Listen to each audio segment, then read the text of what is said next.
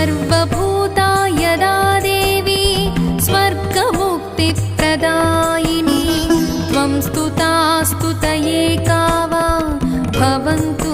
परमोक्तयः सर्वस्य बुद्धिरूपेण जनस्य